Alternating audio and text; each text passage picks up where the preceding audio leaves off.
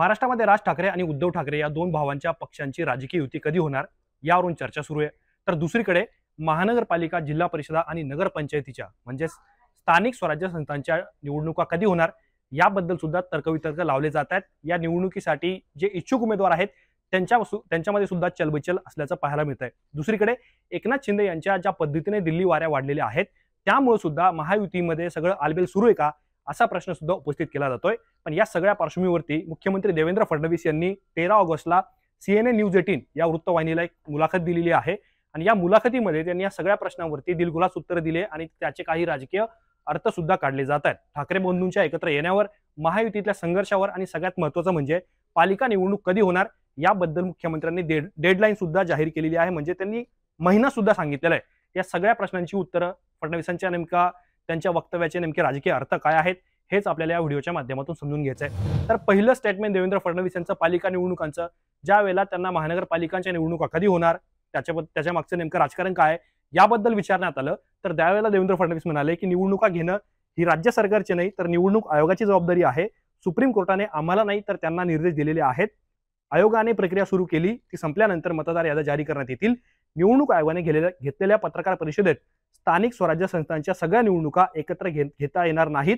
3 टप्प्यांमध्ये म्हणजेच आधी जिल्हा परिषदा, मग नगरपालिका आणि त्यानंतर महानगरपालिका अशा पद्धतीने निवडणुका घेण्यात येईल असं त्यांनी सांगितलंय। ऑक्टोबर, नोव्हेंबर आणि डिसेंबरमध्ये निवडणुका होतील असं मला वाटतं। आता हे शेवटचं वाक्य देवेंद्र फडणवीस यांचं अत्यंत महत्त्वाचं आहे। त्यांनी जे वरील विधानं केली ते निवडणूक आयोगाला रेफरन्स म्हणून देत होते। त्यांच्या पत्रकार परिषदेमध्ये त्यांनी जी भूमिका मांडली त्याला देवेंद्र फडणवीस पुढे घेऊन जात होते। पण ज्या वेळेला त्यांनी ऑक्टोबर, नोव्हेंबर किंवा डिसेंबर या महिन्यांमध्ये निवडणुका होतील अशा पद्धतीचं विधान केलं तर साहजिकच प्रत्येकाच्या मनात ही शंका येईल की निवडणुका मग दिवाळीच्या आधी होणार की दिवाळीच्या नंतर होणार। तर देवेंद्र फडणवीस यांनी या विधानाच्या माध्यमातून काय साध्य करण्याचा प्रयत्न केलाय तर पहिला प्रश्न असा आहे की ज्या वेळेला महायुती होणार की नाही असा प्रश्न ज्यावेळेला उपस्थित होतो आणि मुंबई तकच्या बैठकीमध्ये मुंबई तकचे संपादक साहिल जोशी यांनी हाच प्रश्न देवेंद्र फडणवीस यांना विचारला तर त्यावेळेला सुद्धा देवेंद्र फडणवीस यांनी BMC वगळता महाराष्ट्राच्या अन्य भागांमध्ये आम्ही क्षमतेनुसार म्हणजे आता असलेल्या संख्याबळानुसार निर्णय घेऊ असं विधान केलेलं होतं। आता देवेंद्र फडणवीस हे जागा वाटपाच्या आधीच म्हणजे एकीकडे BMC मध्ये युती होईल असं सांगायचं आणि दुसरीकडे रेस्ट ऑफ महाराष्ट्रामध्ये आम्ही संख्याबळानुसार निर्णय घेऊ आणि आता निवडणुकीची डेडलाईन जाहीर करायची म्हणजे महिना सांगायचा। या माध्यमातून देवेंद्र फडणवीस हे कुठेतरी महायुतीमध्ये सुद्धा बार्गेनिंग पॉवर वाढवण्याचा प्रयत्न करतायत का असा सुद्धा प्रश्न या निमित्ताने उपस्थित होतो। याचा दुसरा रेफरन्स असा सुद्धा आहे कारण एकनाथ शिंदे यांच्या शिवसेनेमध्ये सुद्धा जागा वाटपाच्या बाबतीत प्रचंड संभ्रम आहे। एकनाथ शिंदे याच्यामुळे दिल्ली वाऱ्या वाढल्यात का असा सुद्धा सवाल उपस्थित केला जातोय। दुसरा महत्त्वाचा मुद्दा काय आहे तर निवडणुका दिवाळीत होणार की दिवाळीच्या नंतर होणार की दिवाळीच्या आधी होणार याबद्दल सुद्धा त्यांना विचारण्यात आलेलं होतं। परंतु देवेंद्र फडणवीस यांनी निवडणूक आयोग या सुट्ट्या पाहून निर्णय घेईल अशा पद्धतीचं उत्तर दिलेलं होतं।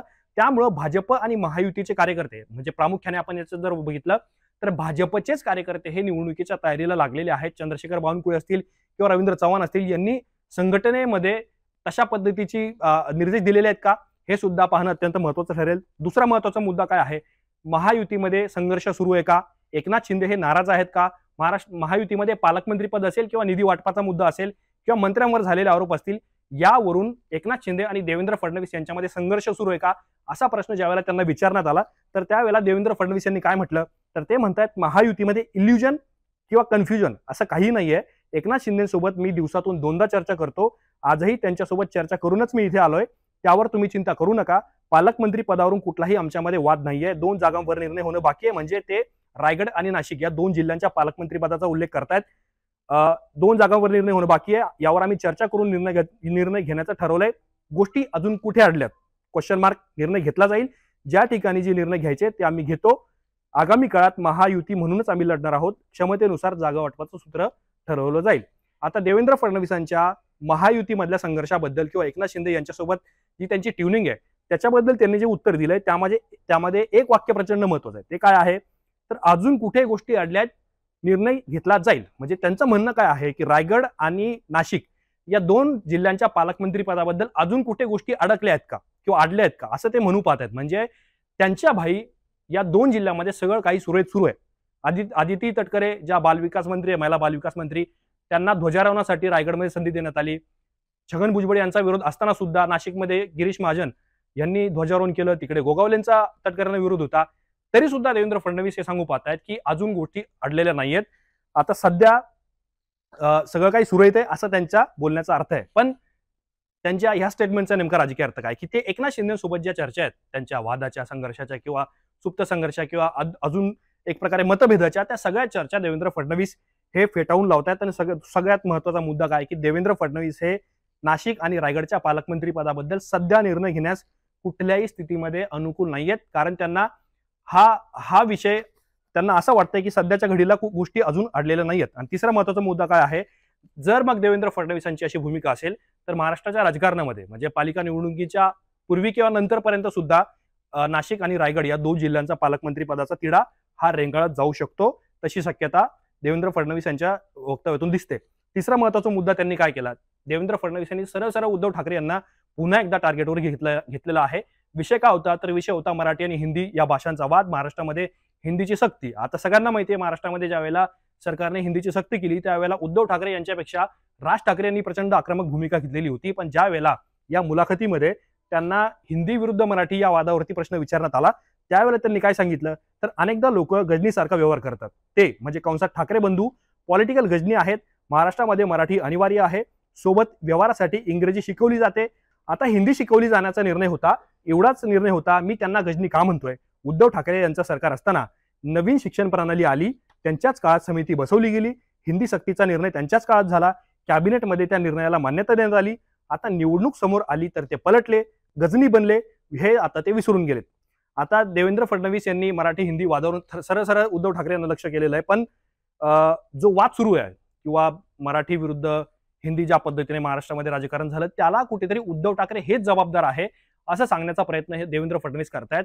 अनेक पातळ्यांवरती हिंदी सक्तीचा निर्णय झाला, मग त्यानंतर काही ठिकाणी मराठी विरुद्ध अमराठी संघर्ष झाला, हाणामारी झाली किंवा मीरा रोडचं प्रकरण असेल, या सगळ्या प्रकरणाला म्हणजे भाषिक वादाला देवेंद्र फडणवीस हे उद्धव ठाकरे जबाबदार असल्याचं सांगू पाहतात सरकारमध्ये असताना सुद्धा.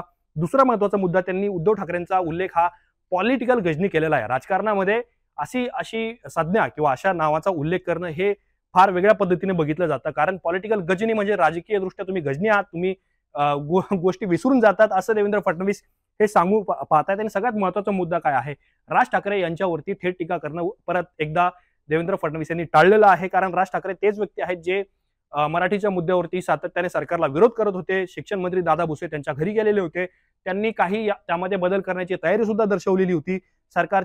सरकारकडून वेगळे लोक त्यांना भेटत होते, पण तरी सुद्धा राज ठाकरे हे महाराष्ट्रामध्ये हिंदी सक्ती लागू करण्याबद्दल विरोधात होते, त्यांनी नकार दिलेला होता आणि त्यांनी कन्स्ट्रक्टिव्ह तशी भूमिका सुद्धा घेतलेली होती. पण देवेंद्र फडणवीस यांनी राज ठाकरे यांच्याऐवजी उद्धव ठाकरे यांना मराठी हिंदीच्या वादावरून लक्ष केल्याचं पाहायला मिळालं. पण यातून देवेंद्र फडणवीस यांच्या डोक्यात काय, तर दुसरा प्रश्न एक या निमित्ताने उपस्थित होतो, उद्धव ठाकरे यांच्यावरती टीका करणं आणि राज ठाकरे यांच्यावर टीका करणं टाळणं. मग जरा आगामी काळामध्ये महापालिका निवडणुकीच्या आधी देवेंद्र फडणवीस हे मनसेसाठी म्हणजे राज ठाकरे यांच्यासाठी युती करण्याचा स्कोप सोडतायत का, असा सुद्धा प्रश्न उपस्थित होतो. अर्थात आता ज्या पद्धतीने राज ठाकरे यांचं राजकारण गेल्या काही वर्षांमध्ये राहिलेलं आहे त्यामुळे राजकारणात काही होऊ शकतं. पण राज ठाकरे हे निर्णय काय घेतील, त्यांचा आणि भाजपचा काय नेमका एक प्रकारे त्यांच्या काय भूमिका असतील, यावरून महाराष्ट्राचं राजकारण महापालिकाच्या निवडणुकीआधी कसं फिरेल हे सुद्धा पाहणं अत्यंत महत्त्वाचं ठरणार आहे. या सगळ्या प्रकरणांबद्दल, देवेंद्र फडणवीस यांच्या या 3 स्टेटमेंटबद्दल, त्यांनी घेतलेल्या भूमिकेबद्दल आणि आगामी काळात पालिका निवडणुकीपूर्वी महाराष्ट्रामध्ये राजकारण कशा पद्धतीने बदलू शकतं, तुम्हाला काय वाटतं हे आम्हाला कमेंट बॉक्समध्ये जरूर कळवा. असेच माहितीपूर्ण व्हिडिओ पाहण्यासाठी मुंबई तकच्या YouTube चॅनलला सबस्क्राईब करायला विसरू नका.